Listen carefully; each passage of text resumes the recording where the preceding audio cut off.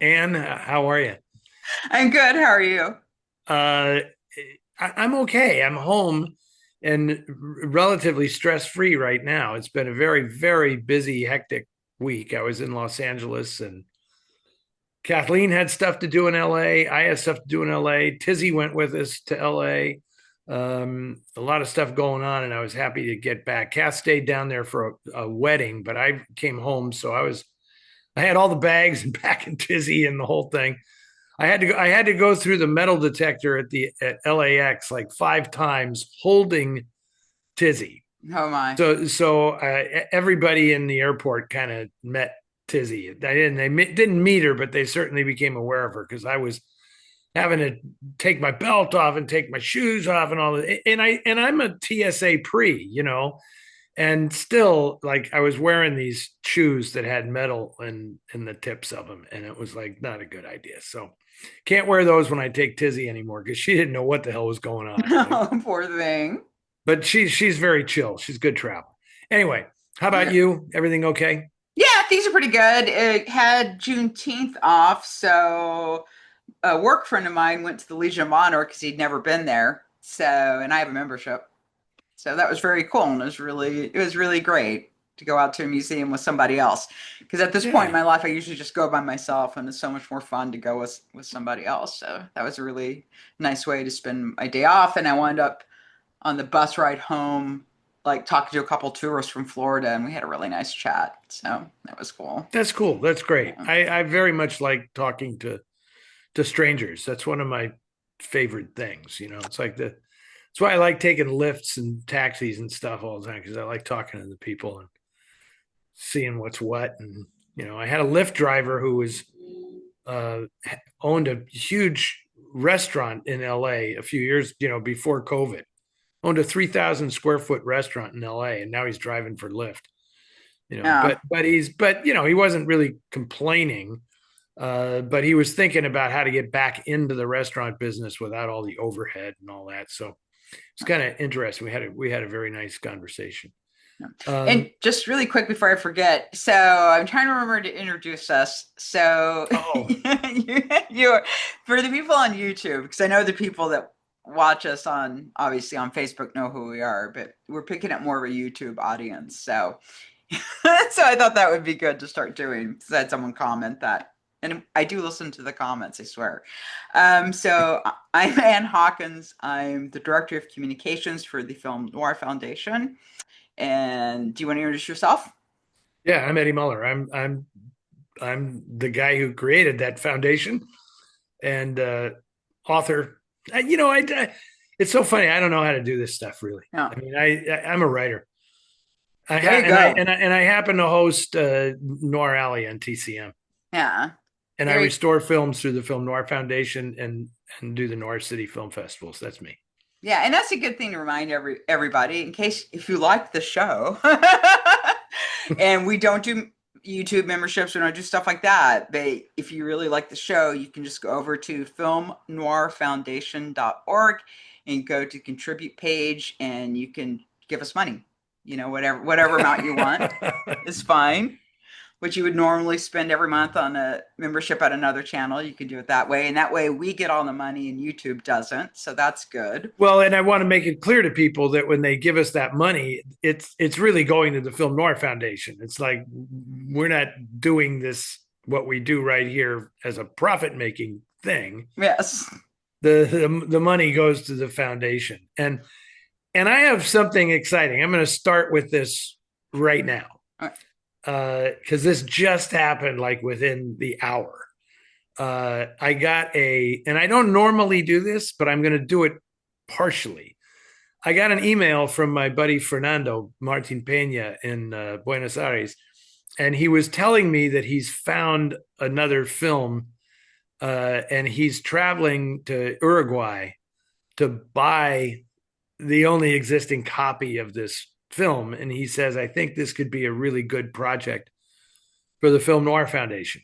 So I haven't seen it. He's described it to me, and it sounds fantastic.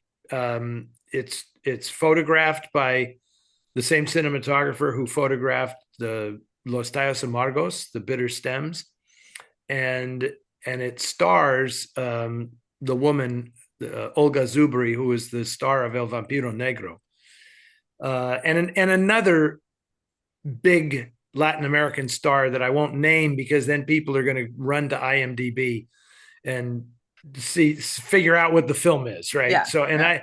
I don't want to do that just yet, Yeah. but I love it when I hear from Fernando and he's like the film detective and he says, I think I have one, so that's always exciting. So I'm psyched Yeah. And about if it. people are curious about Bitter Stems, if you have a library card, you can probably get Kanopy, which is a free streaming service, and our films that we've restored are up on that service. So you can check those out there and kind of we can see what we do because the proof is in the pudding. Right. And then if you like what you see, buy it, please. Mm-hmm. Buy it on Blu-ray from Flickr Alley because they're our publishing partner.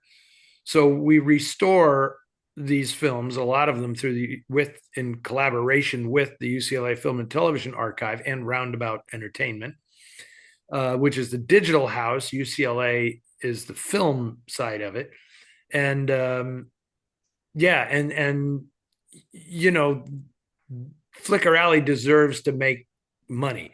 I love the fact that Jeff Messino, who runs Flickr Alley, it was like, no, we have no problem with them being on Kanopy. So, so they're available to people and all they have to have is a library card.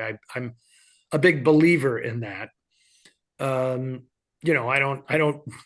I want my books to be in libraries too, right? Yeah. So, yeah, so that's not a problem. But if you really dig it and you're into it, and you know my deal, Anne, I'm a big proponent of physical media because you cannot count on the streaming services and Mm-hmm. everything to always make these things available. So if you really dig it, it's a good idea to get it in physical media. Yeah, I have a very large physical media collection. Just people may know. You can see part of it through the doorway, a little section of it past Well, you there. see, And I have my collection behind me. Oh, people may have realized yeah. I'm in a different location this time. Uh, I'm in my dining room.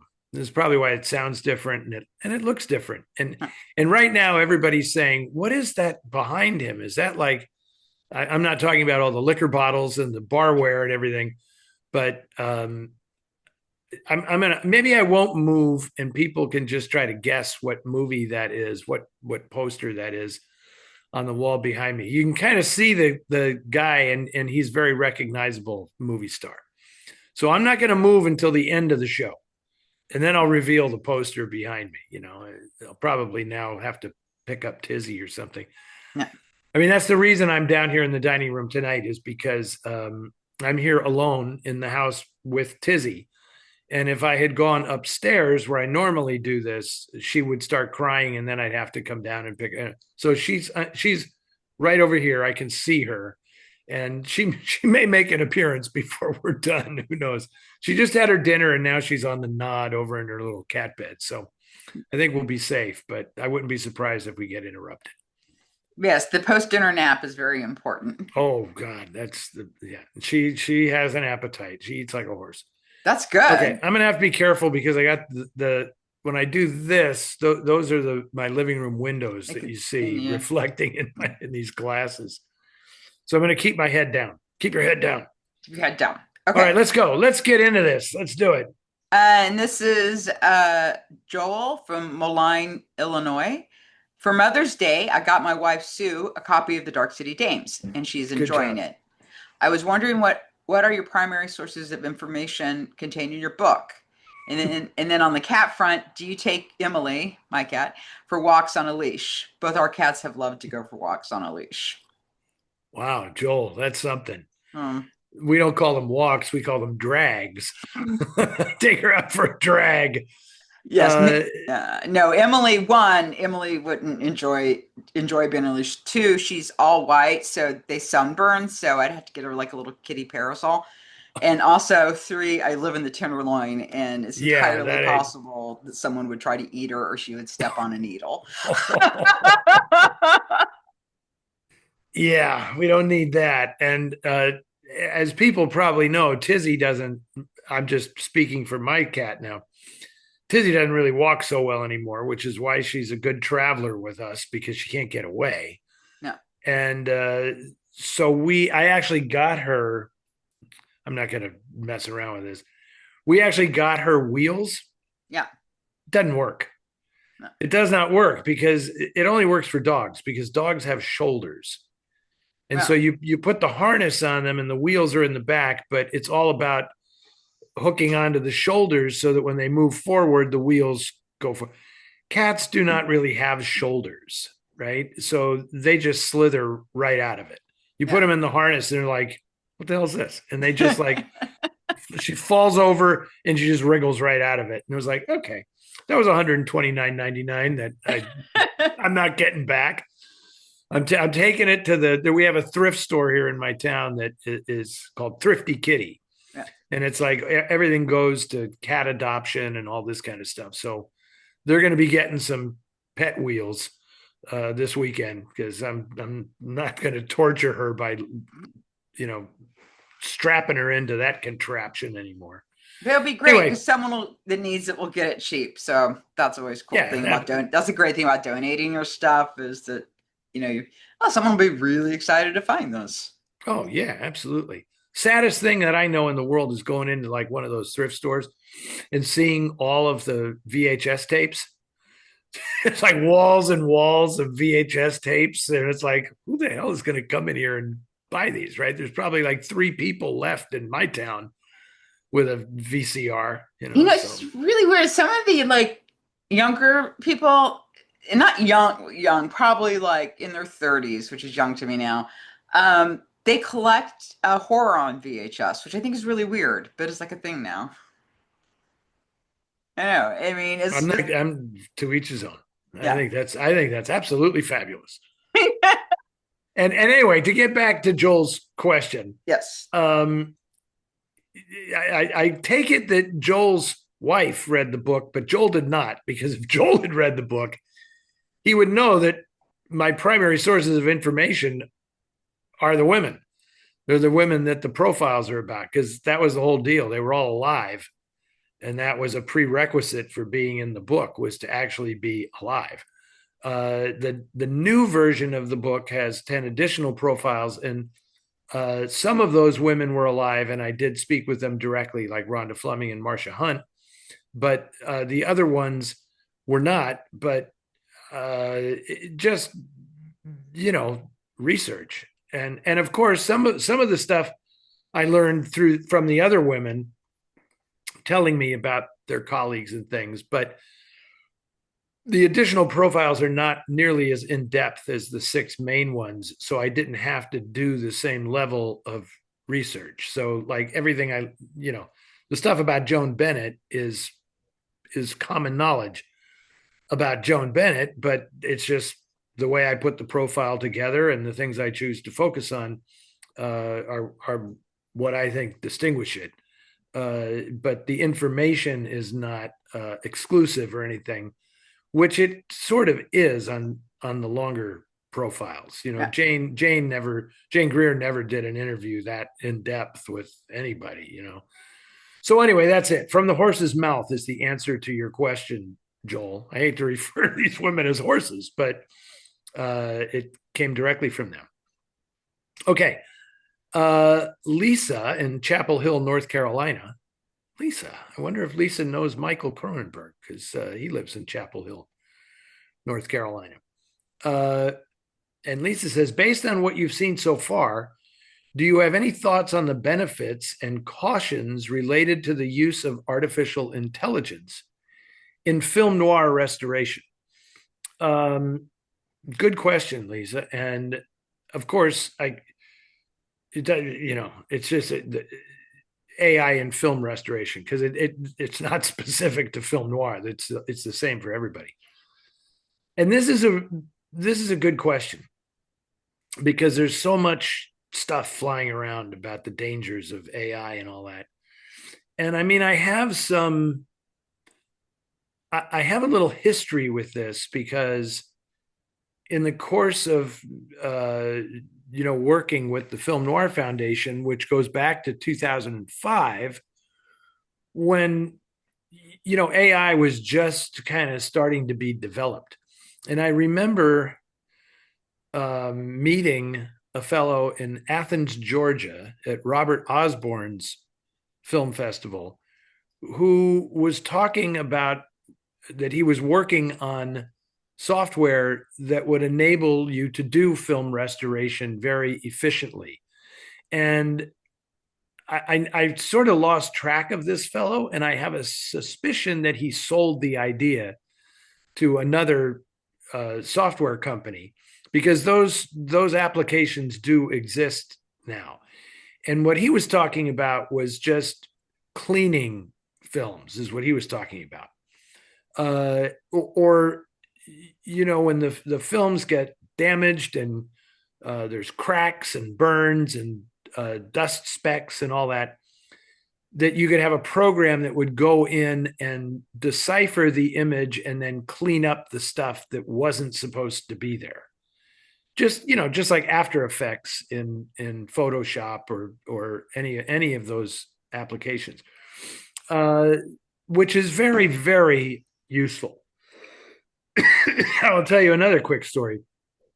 I had a friend of mine, his name was Mike Hyatt, and he worked in film. And Mike told me a story one time. May he rest in peace. Mike died a few years ago. He told me a story one time that he had a gig that went on forever. And it was cleaning one reel of the negative of Sweet Smell of Success, because they were going to do a restoration of the film, or somehow they were going to make a new, I think it was a new print of Sweet Smell of Success. And so they were preparing the negative, and somebody mixed the wrong chemicals. And instead of applying a chemical that repelled dirt and dust, it attracted it. And all of this crap got on the negative of the first reel of Sweet Smell of Success. And there were no such thing, no apps, no tools or anything. Mike was hired to physically go through and remove every particle of dust from that reel. This was like a 10-month job. Yeah. Right? 24 frames a second. Yeah. It was the entire reel. Oh my gosh. And AI could do that very quickly now. Yeah. Right. It wouldn't be 10 months. It'd be like, not even 10 hours probably. So, that's where it comes in handy.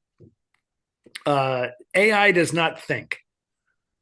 There is no intelligence, right? I mean, it does not think for itself. It amalgamates information, and it makes best guess assumptions and things, and it's soulless. Yeah. Right. So I don't want to get too deep into this because this is like existentialism we're talking about. Yeah. I mean, if there's one benefit to AI, not that it won't overtake the world and render a great percentage of the population useless, but it does help you distinguish what is soulful from what is not, because of its human. It does not possess any human attributes, right? And you can conjure up all the science fiction you want. Yeah. That the robot will develop a soul if enough information is put into it. No, it won't. No, it won't. And so the answer, Lisa, is there are really wonderful ways the applications can be used for repetitive, generic work. If anybody watching uses Photoshop, that there's an artificial intelligence component to Photoshop, because it guesses, like, if you want to do this, then we're going to assume that everything that fits what you just did, you're going to want that replicate. I forget what the tool is, but like there's a stamping tool, right? That you can make it as large as you want. So, and that's kind of a that's a little bit. I know. Listen to me. Like I know what I'm talking about. I mean, tech people are laughing at me right now, but I don't really care because I know how far I'll go with AI until I say that this is beyond the pale, and I have no interest in this whatsoever. Have you had any experiences working with it or using it or? I mean, with AI, just usually for just searching for information, just so like I was separating out which of my exercises were really more bicep or forearm, so I knew that because I was having a problem with overtraining, so I'm cutting down to a specific number of sets for each body part. And biceps and forearms are separate, or separate number of sets. But so when you're doing a Zotman curl, right? So is that really a forearm exercise or is it really a bicep exercise? So it's kind of nice to be able just to plot it in and then have and it tells you, it gives you an and it answer. tells you this is really a forearm exercise, is working the hammer, So it's sort of for stuff like that a lot of times where I just want sort of an amalgamation of information. Yeah. So I guess, Well, yeah. yeah, and that's interesting because, for example, like the work I do at TCM, traditionally when I started there, there's always a person on set who's like a fact checker, Yeah. right? And so we'll be saying something, and it can be anything. Like, are we sure that this movie was this year or that year or whatever? And you ask this person, and they would find out the answer for you. I hate to say it, I don't know how long they're going to have that job because AI does it instantaneously. Would I trust AI to have the right answer? I don't know. I've seen so many examples of where it confuses things that have the same name or something, and they just give you wrong information. And and with AI, there's like no caution when that happens. It doesn't say to the best of my knowledge, this or that. It just tells you like it knows. And it's wrong. Oh, no. And I've seen medical misinformation and the reason why the AI thought that was because of propaganda that was going on. I don't want to get too into it. It has to do with weight loss. And it was just like, and I actually, but you can actually comment and say, hey, that's not true. That was one study. And all these other Right. studies say otherwise. That was one study. Yeah. Well, again, I'm not going to go down this rabbit hole, but I saw recently a article on the internet by a young writer, a woman writer, who was kind of testing Chat GPT and its usefulness, and she wanted to submit some examples of her writing to an agent and say, look, I'm trying to get this agent. And she fed in information about the agent. And AI, this bot, started responding to her in agent speak. Yeah. I'd love to help you with that. Tell me what you got. Bring it on. Let me have it, all this kind of stuff. And she gave it links to her writing, right? Which was very interesting because she did not download it directly into Chat GPT. She sent a link, okay? And essentially this bot stroked her like an agent desperate for work. And, like, you are a great writer. I was blown away by this, blah, blah, blah. And so she's going along with this. And I can tell you that if you were a novice writer, you would fall for this in a second. You would think, oh man, you'd get so puffed up and full of yourself. But she was just stringing it along until it got the rubber met the road. And she said, what was that essay about? And the robot responds and says, literally like it's a person saying, I'm so sorry that you had to suffer through that sexual trauma at a young age.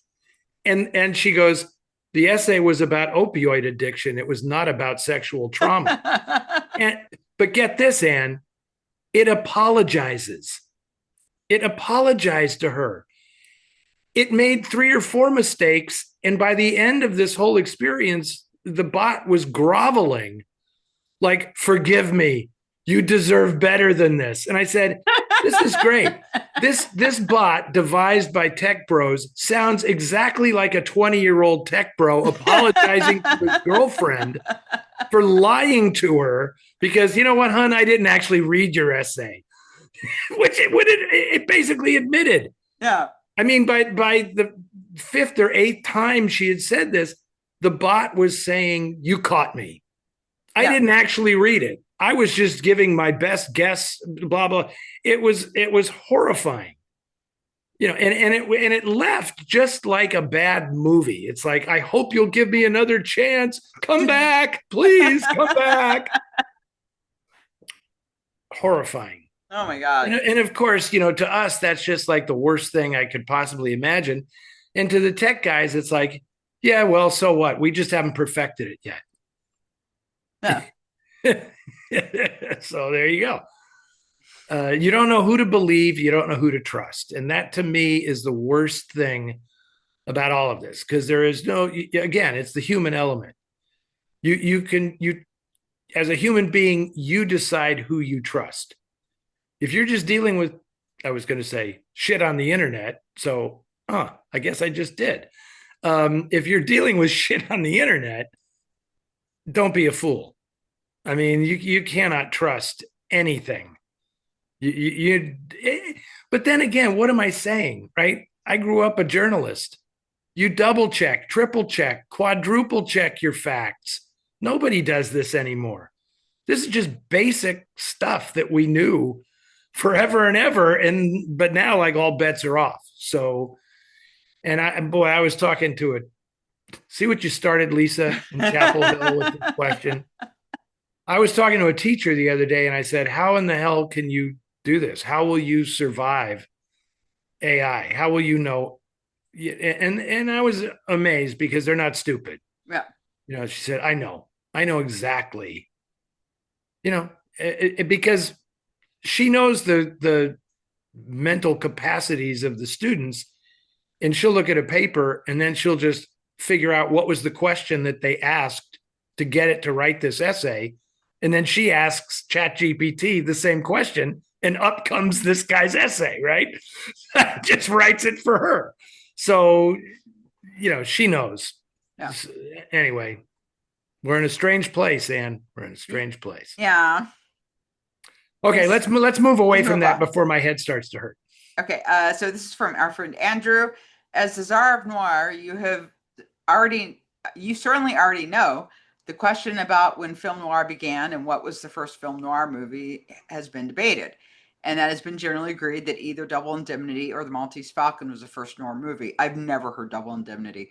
I would like certainly not the first. It's the one that triggered the movement, but it's certainly not the first. Yeah, I would like to put my 2 cents in. I would make the argument that the 1932 Paul Muni film, I Am a Fugitive from a Chain Gang, was the first film noir movie. It contains the good girl option, a femme fatale, Glenda Farrell as landlady / girlfriend from hell, and the definitive noir ending. James Allen is not physically dead in the end, but his identity, spirit, and life purpose are. I steal. Yeah. Well, I mean, it's a proto-noir film.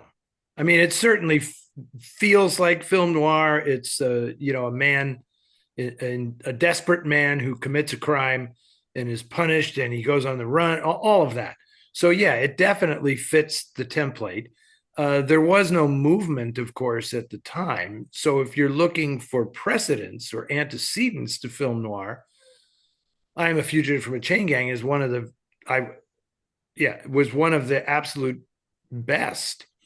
But it was also part of a move. It was part of a movement at the time that really was almost a studio specific movement at Warner Brothers for their socially conscious films. And so noir can certainly be socially conscious, like Crossfire and other things, but that's just why it's an outlier. But it triggered nothing. it just triggered other socially conscious films that weren't as noir. You could argue that Black Legion, that's another Warner Brothers film about the Klan, that has elements of film noir in it.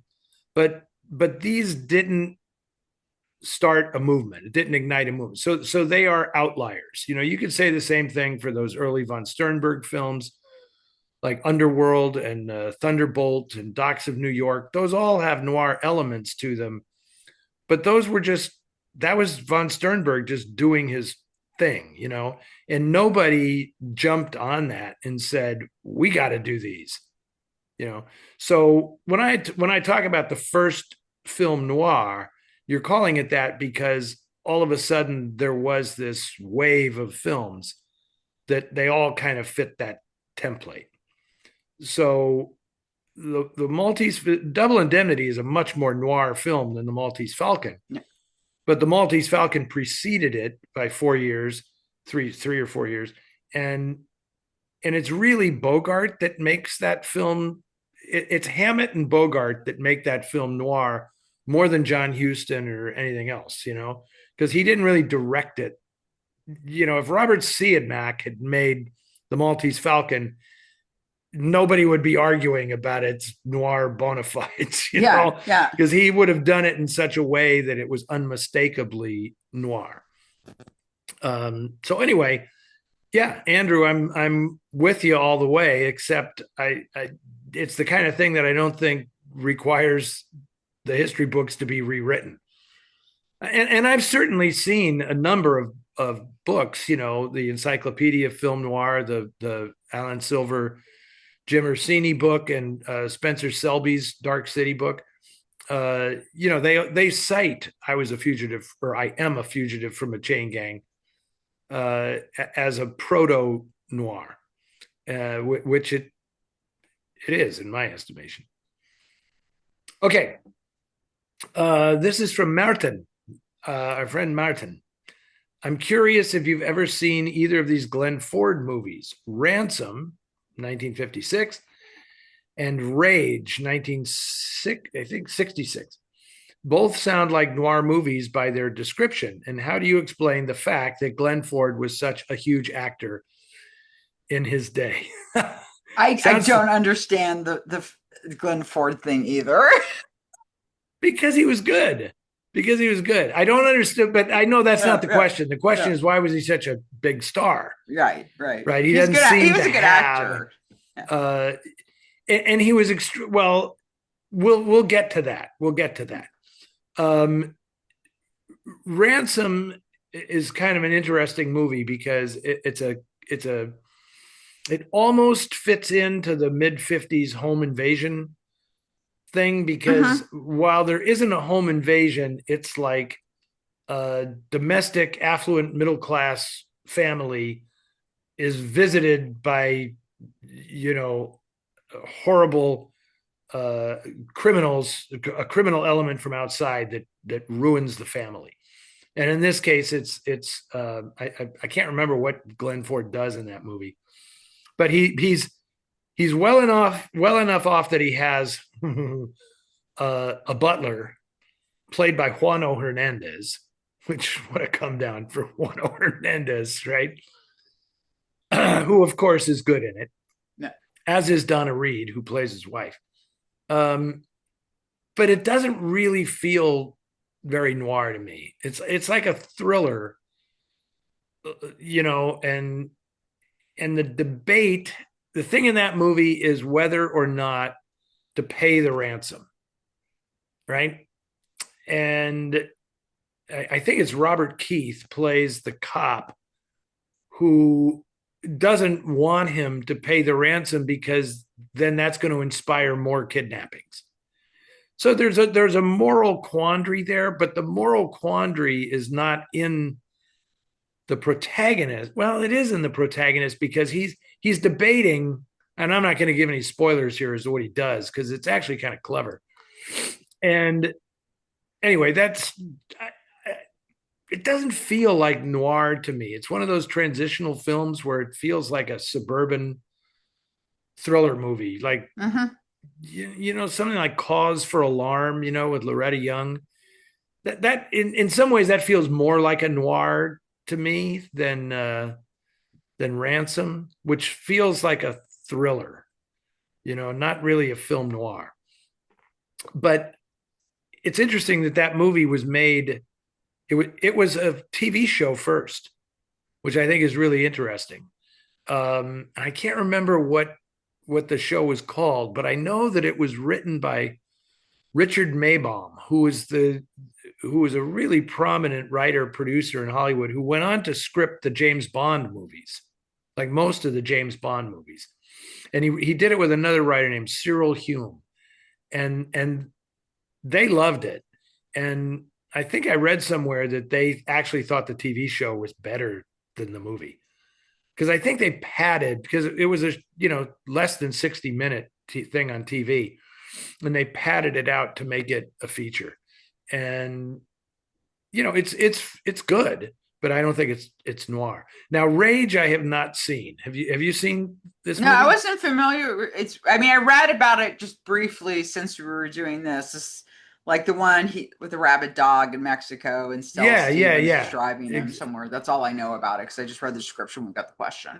Right, and it's actually made in Mexico and set in Mexico, and I will watch it because I love Stella Stevens. She's just fantastic, and I'm wondering what the hell Stella Stevens is doing in Mexico, but it I know the premise. It's like a race against the clock because he's been bitten by a rabid dog. That's the thing, and it's his dog. I think he doesn't know that it's rabid. And what was I going to say? Oh, I think it'd make a great double bill with Across the Bridge, right? Yeah. Because that's set in Mexico and Rod Steiger, and it has the dog, Dolores, the dog. So good dog, bad dog. Yeah. It's the good dog, bad dog double bill. So thanks for mentioning it, Martin, because Rage is a film that was just not on my radar at all. But now I'm going to check it out because also the Morelia International Film Festival in Mexico has kind of a standing track that they do about imaginary Mexico.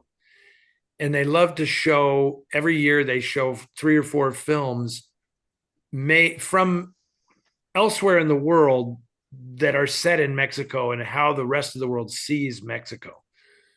So they Imogen programmed Across the Bridge last year as part of that, and I think Rage would fit right in there. So that's pretty good. And here's just to back up for a sec, the other thing about Ransom, it's kind of the same movie as Kurosawa's High and Low, but it's nowhere near as good. It's nowhere near as morally complex as that film.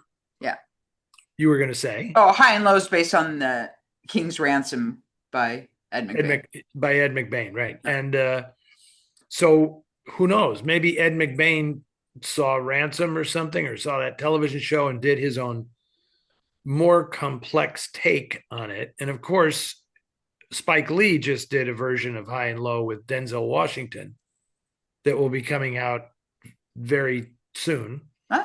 I didn't know that. Yeah, and I mean that is a great story, and if people don't know about I'm going to actually be showing High and Low on Noir Alley later this year, so I'm not going to talk about it anymore because I don't want to give away spoilers. But that's a tremendous film because of the whole class thing that's involved in that, and it's just a much better character study and a much more intricate plot than Ransom. Okay. And by the way, that question was from Martin from the Netherlands. And also, how do you explain the fact that Ford was such a huge actor in his day? Oh.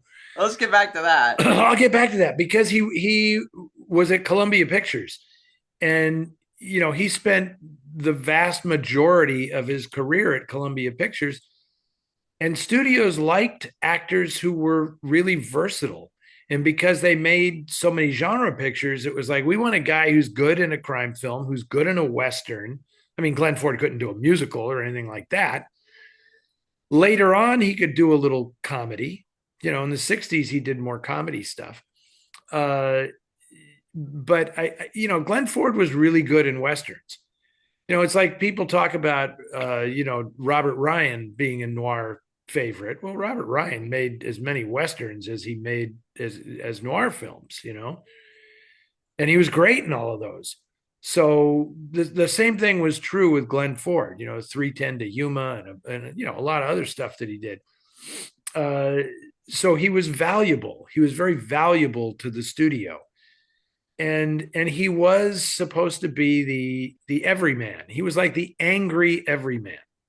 You can't say that he's great in The Big Heat. He's great.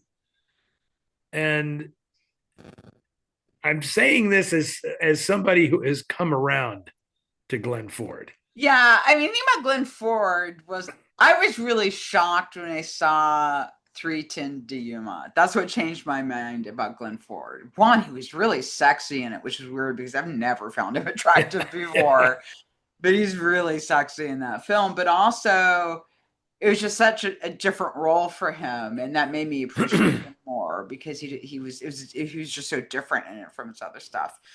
And I like the fact that he played a geologist in a film, so that was cool. Which one was that? It's Is it's that just the is that he the screened it. that's the Framed. Framed, yeah. Yeah, Yeah. where he's He's a up there. geologist in that. Yeah, he's Yeah. a geologist, right, right. And isn't he a geologist in Lust for Gold, or he's something? I can't remember what he does in Lust for Gold with I haven't Ida seen Lust Lupino. for Gold. So But see, he did a lot of really good movies, and he was good in The Saddle. He looked yeah. good in a cowboy hat and riding a horse and everything. And he was one of those taciturn guys. I think that a fun game for hardcore noir fans to play is to kind of go studio to studio and say, who is this studio's so and so? Yeah. Right? Like at Fox, there was Dana Andrews. Glenn Ford was Columbia's Dana Andrews. I mean, you could Yeah. almost see them trading roles, Yeah. Yeah, Like absolutely. Dana Andrews does Where the Sidewalk Ends at Fox. Can't you see Glenn Ford playing that role? Of course, Yeah. it's tailor made for him. So that stuff is interesting to me, but that's something that people, I don't think they forget it. Not our fans, but the studios had to have their types, Mm-hmm. and Glenn Ford was certainly a type. Kind of a little bit of Edmund O'Brien, a little bit of Dana Andrews. Yeah, he's not Robert Mitchum. Yeah. He's not Humphrey Bogart. He's not one of those studly, sexy guys. But some people think he's I know a lot of people do think he's very good. Like I said, firecracker. I thought he was really sexy in 310 to Yuma. That was just like I was really shocked by that Yeah, film because it's like yeah. his older I side thought of there was him. always something kind Yeah. of doggish about him. He had kind of a dog face, but now he's really grown on me, and Yeah. I appreciate his performances a lot more now. And Yeah, there's and I no think question that when I was younger, I was dismissive of him because he wasn't those other guys. yeah, And yeah. then you have to realize that that's the point. He's not those other guys. Yeah. And I did like a later comedy he did. I think it's called Dear Heart, but where he meets the woman, she's at a like a postmaster's convention in New York, and I he don't think meets I've her seen there, this. and it's a really good film. Oh my God. And it's a really it's like a really great actress. She was like primarily a stage actress, but she was in this film and she's really good. I And it's cannot called remember the what? name. I think it's called Dear Heart, DEAR, Dear Heart. But it was just Okay, like kind of now we're all relying on artificial intelligence to find this film. yeah. I can't remember the name of the actress. She was like a really good actress too. Like, was it Shirley something? She- I don't know. Stop calling me shortly. I'm going to tell you in just a second. Okay. But it's like one of those films. It's kind of one of those. It's Geraldine Page. Geraldine Page. Thank you. Geraldine Page. Yeah. Yeah. And she's terrific in it. Yeah. Oh my God. She's so great. But it's kind of those kind of like ordinary people kind of comedy. And it is a romance. And it's very interesting. But is that sort of like, those films like Marty and stuff like that, where they're sort of, the characters are much more real, kind of based in reality. Okay. The common people. Cool. And we got to pick up the pace. Okay. I think we're like 45 minutes in or something. And we've only got that's not good. Questions, okay. So we got to pick up the pace. Okay. This is Alan from San Anselmo. San Anselmo. Alan. San Anselmo. Yep. In Humphrey Bogart's last film, The Harder They Fall, it has been reported that Bogey was sick, unable to be heard in takes, and was dubbed by Paul Frees, the man of 1,000 voices, in post-production. Paul was the voice of Boris Badenov on Rocky and Bullwinkle. Eddie, do you have any knowledge of this, and have you heard this before? I've certainly heard that Bogart was sick while making the film because it was his last film and he was going to die. Yeah. And it sounds like I'm going to die. I'm wheezing. I don't know if you can hear that, but I'm kind of wheezing. I feel like I want to go in and take a little blast of my inhaler. I'm just going to talk more slowly. But I've heard nothing about Paul Frees dubbing him, and I don't believe that's true, because I have heard stories about how tired Bogart got because he had to stick around to re-record his dialogue, called looping in the business, because in take after take he would get really tired and his voice would get a little unintelligible, and so they would just let him give the performance and then he'd rest and then he'd come back and just loop his dialogue. So I don't think that Paul Frees did it.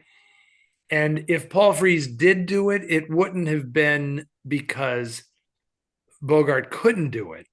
It would have been because it was it was something they had to fix so much later that Bogart was unavailable. And so I think that's how Paul Frees got a lot of work, because he was so good at imitating people. It's what they call a pickup, that they'd have to come back and do a pickup on the line. But if Bogart's not available and they couldn't wait, they'd say, well, get Paul Frees to come in here and do Bogart. And it would generally, it's not going to be for a monologue or something. It's going to be like a single line of dialogue that is not quite intelligible.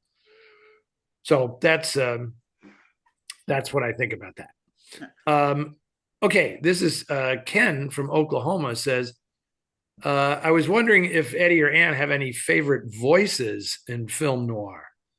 William Conrad may not have had the traditional look, but that voice of his was top notch.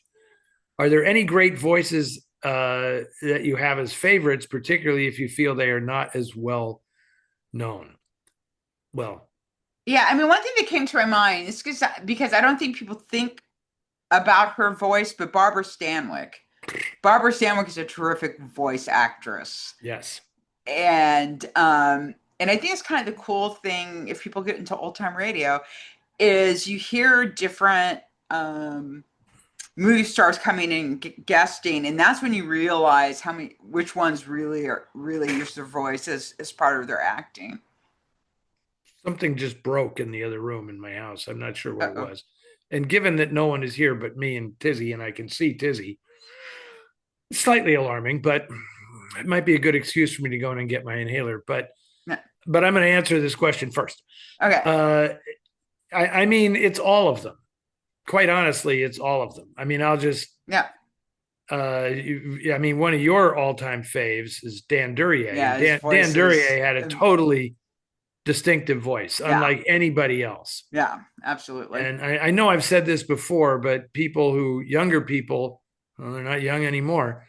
If you remember John Lovitz on Saturday Night Live, he was kind of doing a Dan Duryea.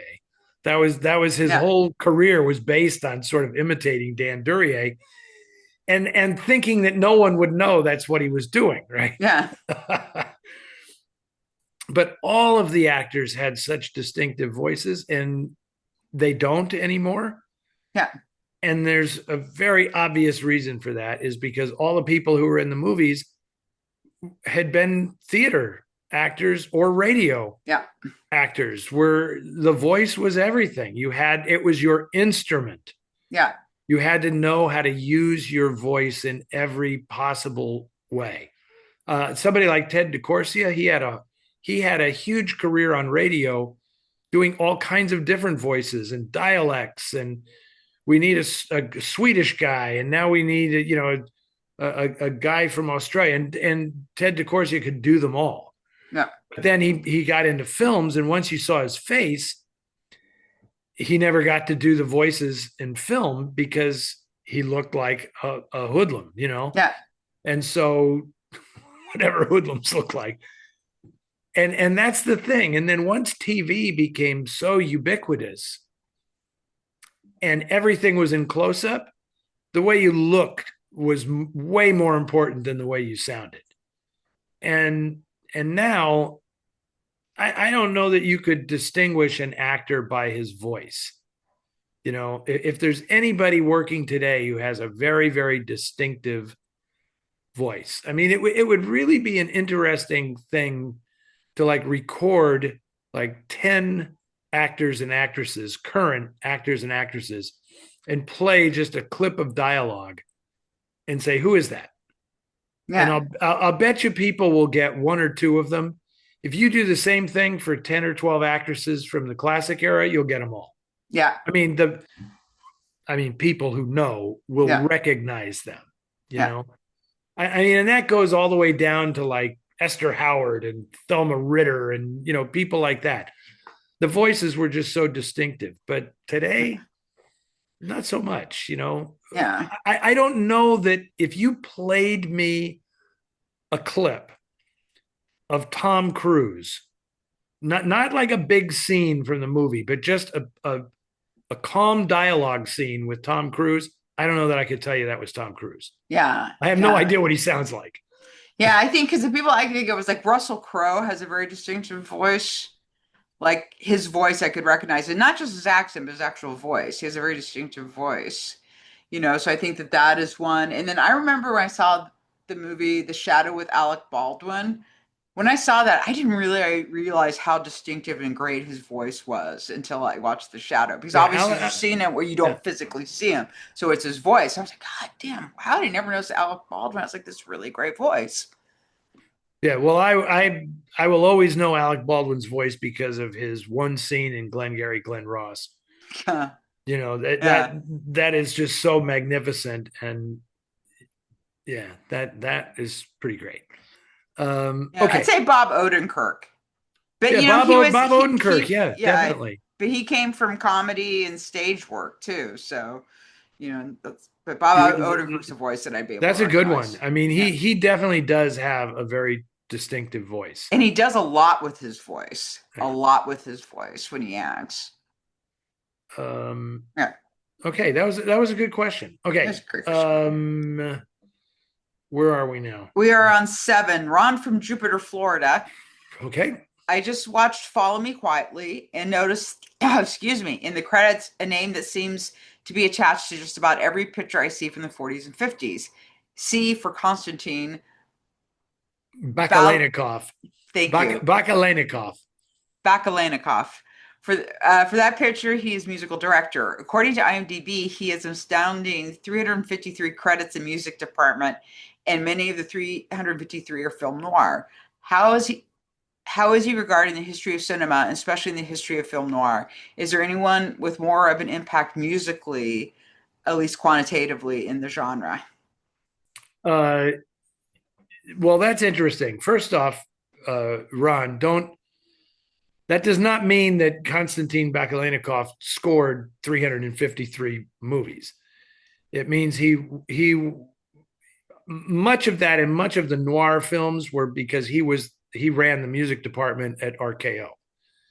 So let me just back up.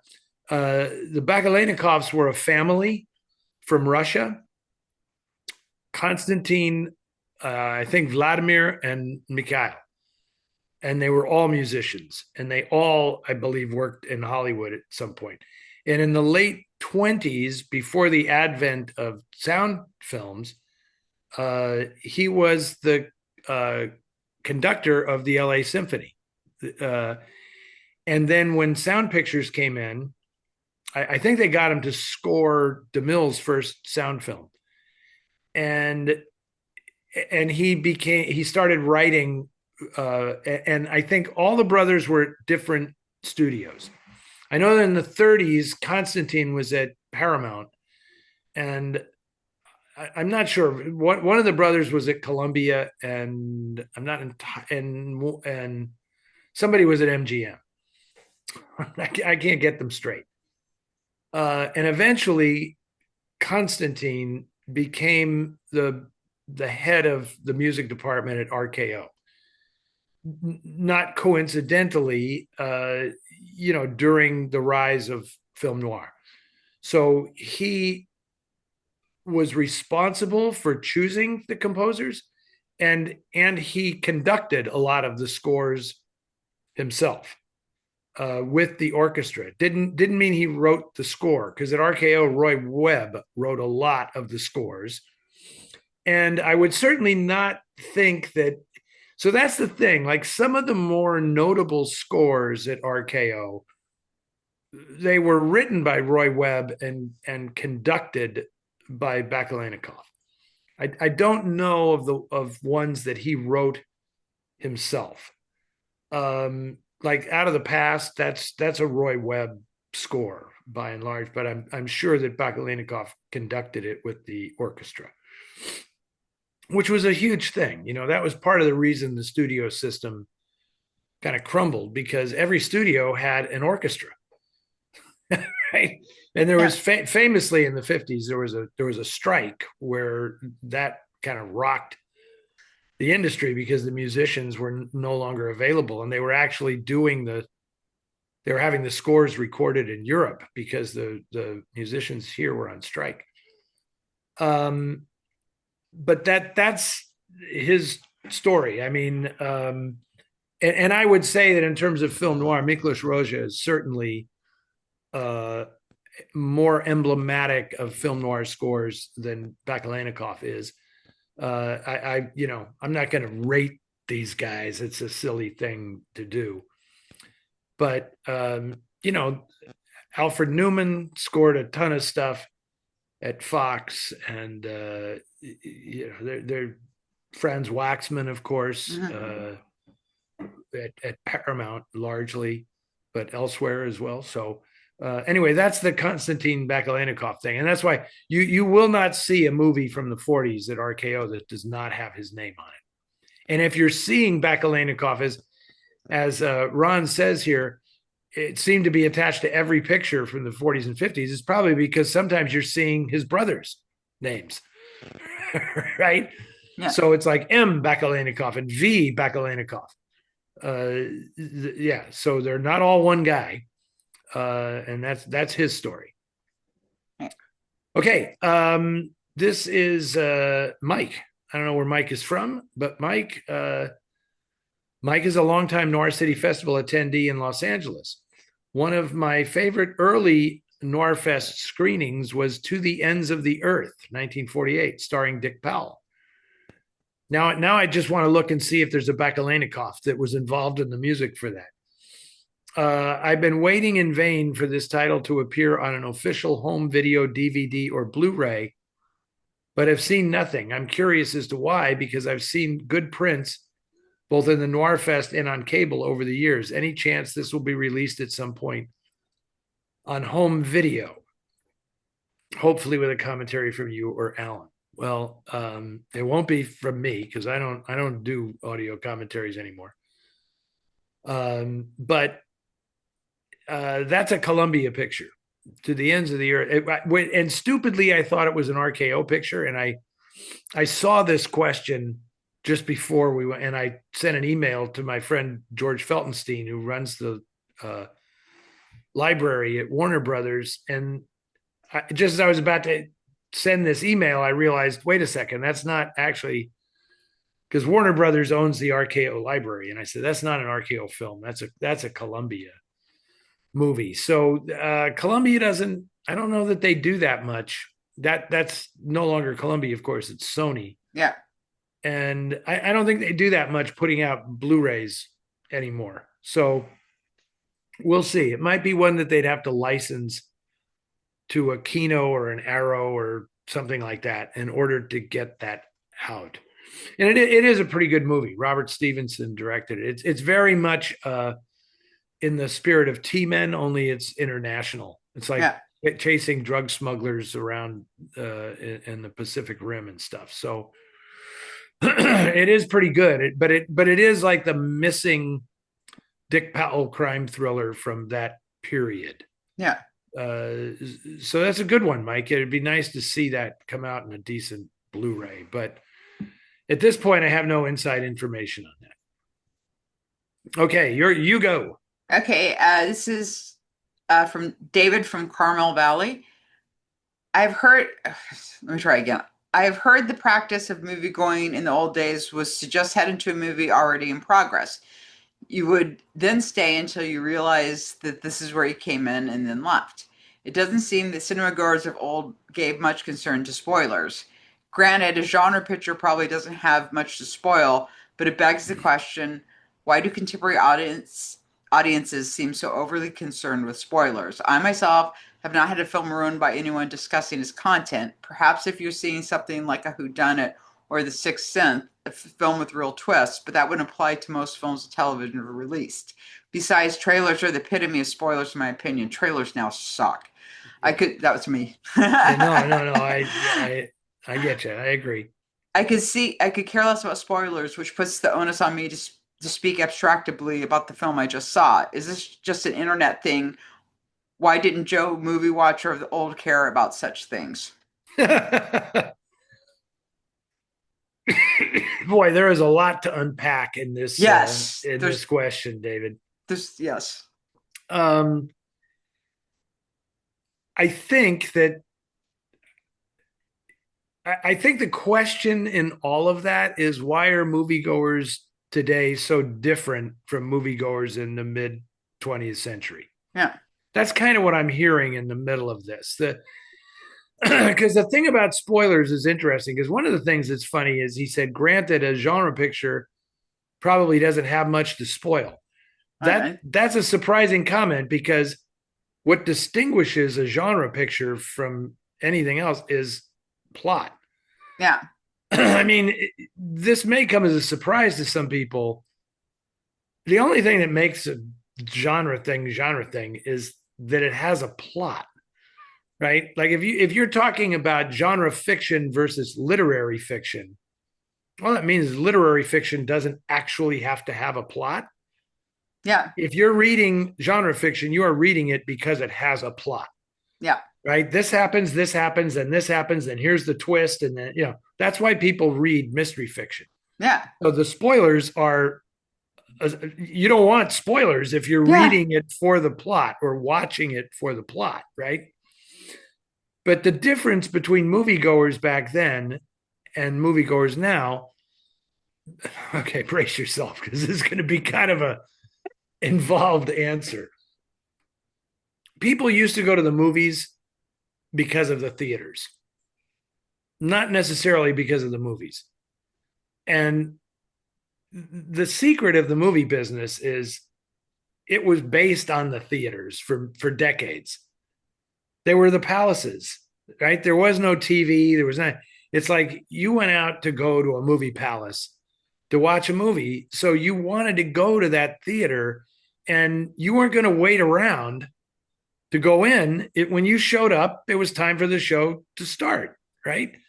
So you walk in, and if the movie was 20 minutes in, it's like, okay, because it's air conditioned, it's beautiful, this cool, amazing thing is happening on the screen. It's like, okay, so I missed 20 minutes.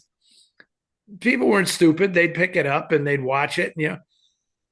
The difference is, like in the late 50s and early 60s, people had seen enough movies that they started getting more critical of them, right? So it's like this director is great, and then more stuff was written about them. And then all of a sudden, going to the movies wasn't simply a diversion. It was like a thing that people cared about. And you wouldn't disrespect the filmmakers by going in the middle. It's like, and then of course 1960 happened, and Alfred Hitchcock said, convinced Paramount that the theaters aren't going to let anybody in once the movie starts. And that was kind of groundbreaking. Yeah. And from then it just kind of grew. Yeah. And this is where the term grindhouse comes from. Right. Because the grindhouse was just the movie shows constantly. There's no breaks. It's a grindhouse. We're just running the movies. You can go in at any time and something's going to be happening. You're not going to miss it. And that it's not within that answer is a lot of complexity, but it's really no more complex than that. It's the audience is just changed because the reason for going to the movies sort of changed. And then once everybody had a television set at home, the movies had to become more special. And then it was like they sold them as this special thing.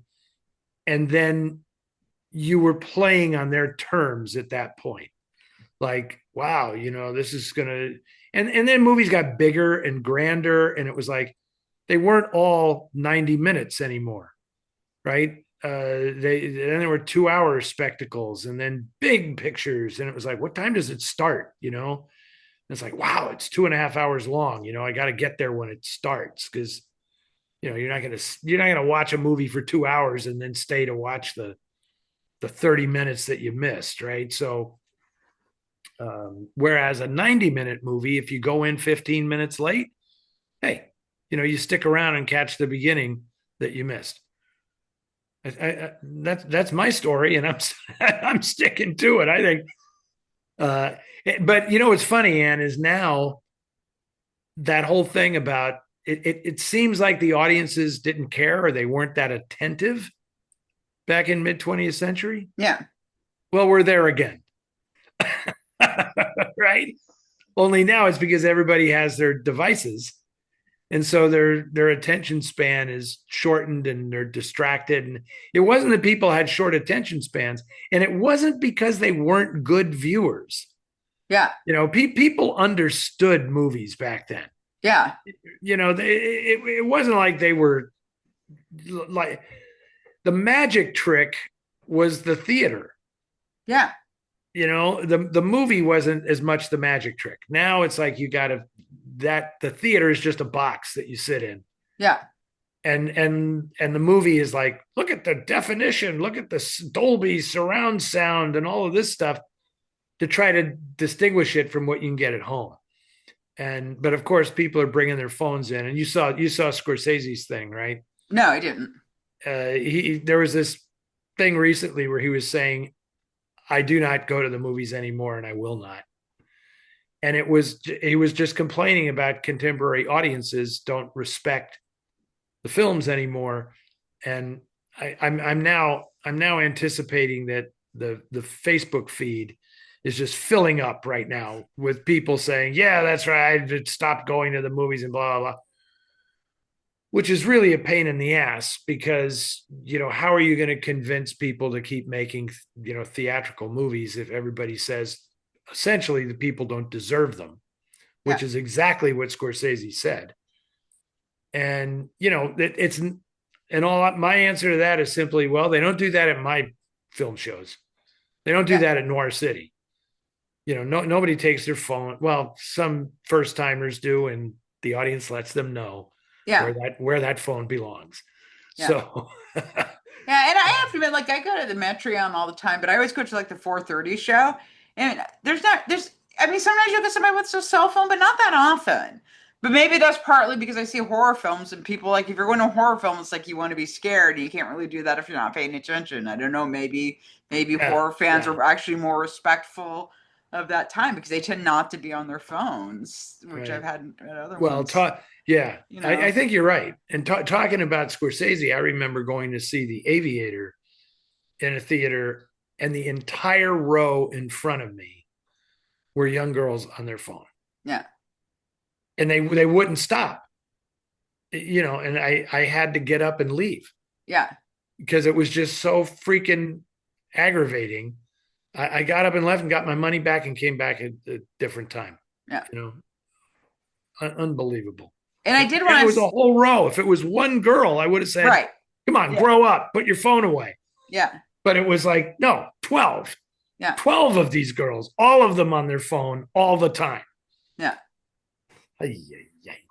And I was going to say too about spoilers, witness for the prosecution, of course, has a little thing at the end saying, don't spoil the ending for people. Right, So, exactly. Yeah. I think there was cognition on that, So yeah, I don't know. I think the spoiler thing too, like a lot of the people that I follow that do horror reviews on YouTube, they wind up doing two reviews. If it's a big film, they'll do their non-spoiler review first and get that out, so people can watch it before opening day, so they can decide whether or not they want to go to the movie and stuff. And then they'll do a second spoiler review after the film's been Right. out. So if I've seen the film, and they'll be like, really, don't put spoilers in the comments. This is the non-spoiler review. But it doesn't it really depend on what the intention. It's respecting the intention of the filmmakers. Yeah. I think, Yeah. and if there's a twist in it that is supposed to really hit you, yeah, spoiling that is almost cruel to me. Yeah. And the way Dave phrased this, it sounds to me like Dave is a real hardcore movie guy, and it's like, I don't need. I'm not watching it for the ride. I'm a movie guy. I want to see this movie because I heard it was good. And when I at the TCM festival last year, not this year, last year, we showed Seven, Yeah. and I interviewed David Fincher before the movie, and I said to him, how are we going to handle talking about this? Because I don't want to spoil the ending of the movie for people. And I was surprised. He said, it's been 27 years. If they haven't seen it, fuck them. Yeah. That's exactly what he said to me. Right. And I was like, yeah, but there are people who were 3 Yeah. when that movie came out who are here in the audience, and maybe they haven't seen it. Right. Yeah. But it's just funny because I guess that's just a personal thing, because I guess his attitude is, I'm not making some special thing for this one or two people in the audience. Whereas I'm exactly the opposite. It's like, if I think there are 3 or 4 people in the audience who haven't seen it before, I'm showing it for them. Yeah. Because everybody else has already seen it. So, let these 4 people have the full experience, because who the hell wants the ending of Seven to be spoiled for them before they see the movie? Yeah. Right?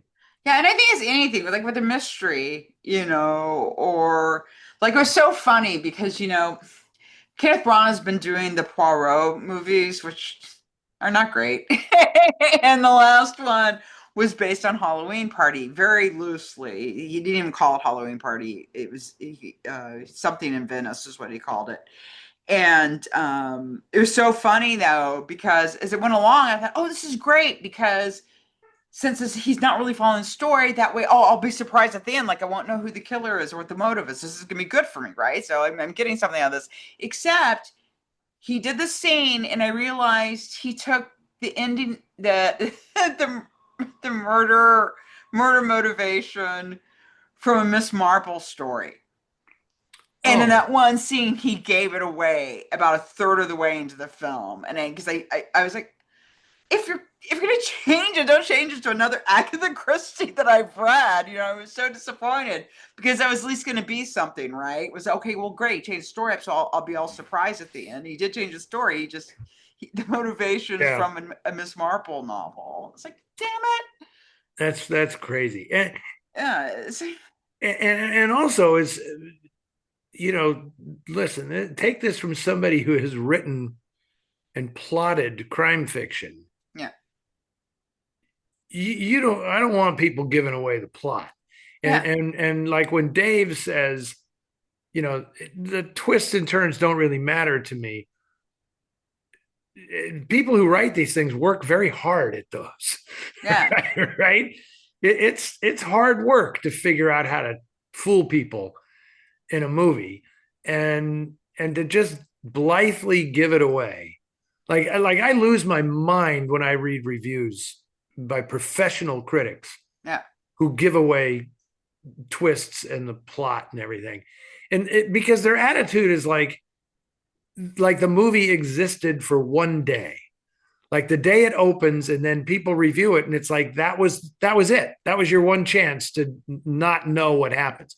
And then after that you have to make a concerted effort to not know what happens in the movie. I mean, if it's a popular movie, like something now like Sinners, right? I would think it's impossible. If you're into movies, it's impossible to not know what happens in Sinners. And all I can think about is imagine if you had the great pleasure of going into it. Have you seen it yet? No. Okay, imagine if you had, and I won't spoil it for you. Thank you. Imagine if, but I'm sure a lot of people have, if you didn't have any idea what that movie was about, it would really come as a surprise to you when stuff starts happening in that film. Like, what? What is this? But the problem though is you get so much from the preview and trailers now. Well, that's the really his trailers spoil everything. God bless Stanley Kubrick and his trailer for The Shining. My favorite trailer of all time. I've never seen the trailer for it. You should look it up on YouTube. I'm going to, yeah. Just type in original Shining trailer. Yeah. And it's fantastic because it completely freaks you out and you have absolutely no idea what the movie is about. Yeah. I won't spoil it by describing. I know. Don't spoil the trailer for me. But the thing that's great about that trailer, and I honestly think more filmmakers should do this, but I will confess, I don't actually know how. Like, I assume that some directors have it in their contract that they control the trailer. They would have to, otherwise the studio is going to just do a mini version of the film. Of course. Yeah. But I find it very hard to believe that directors would choose to make coming attractions as badly as they are made today. Oh yeah, and it's just why do I even need to go see the movie? I just saw everything there is to see. And Blumhouse is terrible about that.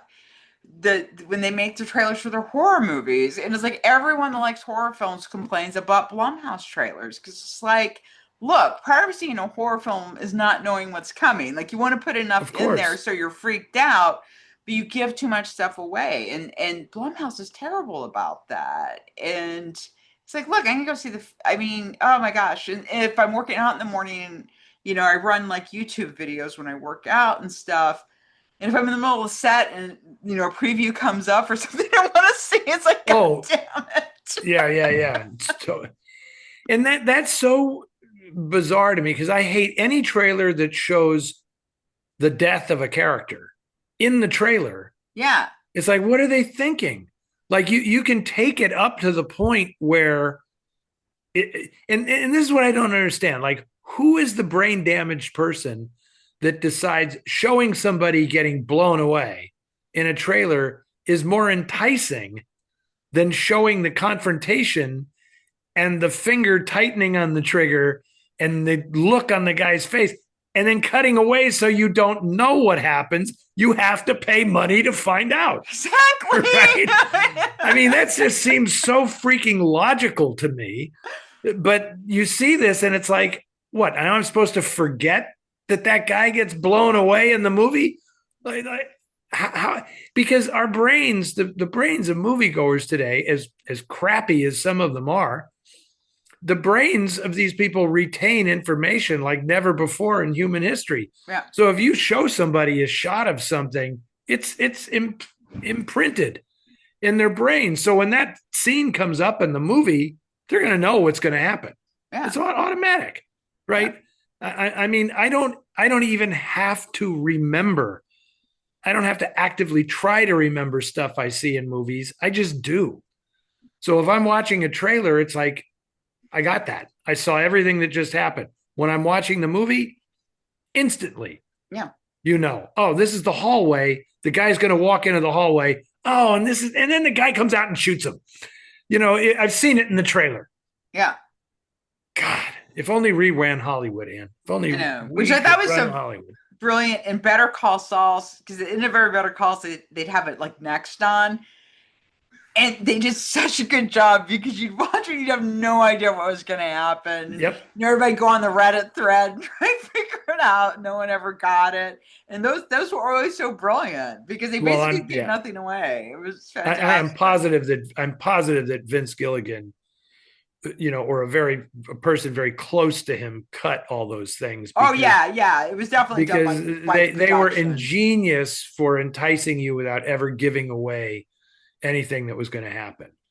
That show, as we know, both Breaking Bad and Better Call Saul were the most brilliantly plotted shows, because it was always keeping you guessing, and I also, we're running really long. But I just want to make this point. That type of long form television series is really enjoyable. If it's a densely plotted show, and I love the ones that were made not to binge, right? I love a TV series like Twin Peaks, Breaking Bad, Better Call Saul, the thing Ben Stiller just did on Apple TV, Severance, which is not a bingeable kind of thing. Like you have to think about it for a week before the next one comes up. And these shows were all tailor-made that way to create this intense following of people talking about the shows and saying what's going to happen next, which is so wonderfully old-fashioned. I really enjoyed that about those series in particular. Okay, let's get on. Okay. Last one, because the Giants are playing and I'm missing the whole game. Oh, okay. Let's go. You read the last question.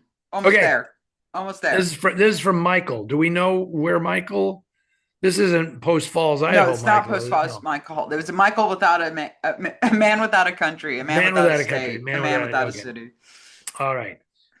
He says, regarding your cocktail recipe for the martini, a la Luis Buñuel, do you use the same technique when making a Vesper Martini? That is, add the blonde lillet to the mixing glass, allow it to coat the ice, and then pour it out, retaining the ice, of course, before adding the gin and vodka. Okay, so thank you, Anne, for adding this question, even though you don't drink. Yes. I appreciate the kindness of you adding this question. And for those people who don't know, the Vesper, of course, was invented by Ian Fleming as a drink in Casino Royale in honor of the character Vesper. And it is gin and vodka and lillet. I don't do it that way. I use, turn around here. Yeah, I use this. Oh, Christ, I'm stepping on my earpiece. I use this. Which is an aperitif from Switzerland called Quina Lero d'Or, with quinquina. And it's, and I give all credit to my friend Paul Walcott, former LAPD and head of security for a while at Turner Classic Movies. And Paul and I we drink a fair amount of Vespers when we're together, and he got turned on to this stuff and sent me this bottle. So that's what I now use, and I don't pour it off. I don't use it liberally, but I don't pour it off. So so that's the answer to that question. And for those people who still drink, get a bottle of Blanc Lillet, put it in your refrigerator, and then what you can do is you can get like a saucer style glass, Yeah, you yeah. pour it in that with a thin slice of orange, whole orange, and in there, and that is like wonderful. Nice. I have Yeah. I have a bottle of Blonde Lillet in my refrigerator. Yeah. So yeah, It's good. it's very nice. Okay, don't be tempted now. No, I won't. Anyway, so I think I got up and moved so people saw the poster Yes. behind me. So that's what it Forbidden. is. There you go. Forbidden. Tony Tony Curtis. Curtis and Joanne Drew.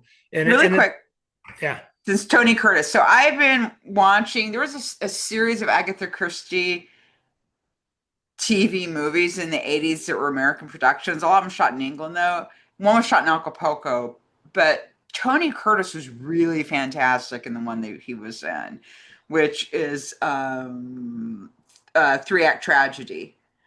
It may have gone by the other title of the book, but anyways, Three-Act Tragedy is a Christie story, and he's really great in it. And that's all I wanted to say. Okay, cool. And I loved his costuming in it too. Tony Curtis is great. He's a good actor, and he really is. Yeah. He was like perfect in that role. Very, very good performance. Excellent. And I just checked my phone. The Giants are ahead 3-0 in this game, so I'm very happy about that. Nope. As I said that, they just gave up 2 runs. So it's 3. So there you go. There you go. That was fun. That was great, Ann. Yeah. Very good time. And we will do this again soon. We will do this again soon. And just really quick, our next North City is North City, Portland. And it is in July. It's July 11th to the 14th. It's great. We just concluded NOIR City in Boston. I hope the folks who went there had a great time. Foster Hirsch was holding down the fort. I just got back from LA late last night, so I haven't even checked in to find out how things went there. But wait, did it happen last weekend or is it this weekend? I can't even keep track. I can't remember. It happened last weekend because I changed out all the assets on. Okay, very good, very good. But I heartily encourage people to come to Portland because Portland is always really fun. The Hollywood Theater in Portland is great. It deserves your business because the guys who run it, it's a labor of love for them, and I'm glad that the festival is back there. And there's some extracurricular stuff that goes on at that festival is kind of peculiar to Portland. I usually do like a talk with the audience at one point, and then I even do I'll obviously be signing Dark City Dames, but I also go to there's a wonderful video store in town, and I go there and actually do a class. I don't think that's going to be too available to the public because it's pretty small. It's like 20 or 25 people, and I think it's already filled. But it's fun. It's great fun for me, and I hope it's fun for other people. But it's good. And Darl will be there, and we'll have all of our merch and everything. So very much looking forward to it. Yeah, you can go to the Hollywood Theater website to get tickets and passes. So you can do that there, and you can see the whole lineup. Yeah, or you can just go to our news page and click over from there. So filmnoirfoundation.org. We have a news page with articles about art festivals and other people's festivals. Don't forget about the TV listings page. While you're there, you can see all the film noirs, or actually noirs playing on TCM each month. It is also up on that website. So yeah, and also a page about our magazine, because we do have North City Magazine that we put out quarterly, and you get that by donating $20 or more to the foundation and signing up on our email list. So Great. you can New support issue of us the that way magazine too. just came out. There's a brand new issue that is out now. All of our subscribers got it in their inbox, but it is available on Amazon in a print edition as well. So I'll have more news and fun stuff to talk about the next time we convene, which I hope is not too far away. Me too, because so far we've been making our every 2 week schedule, so hopefully we will be able to maintain that. Okay. I can do it. I can do it. We'll be doing it again very soon. Okay, great. Okay, thank you, everybody. Thank you. Have a good night, everybody. Bye. Bye.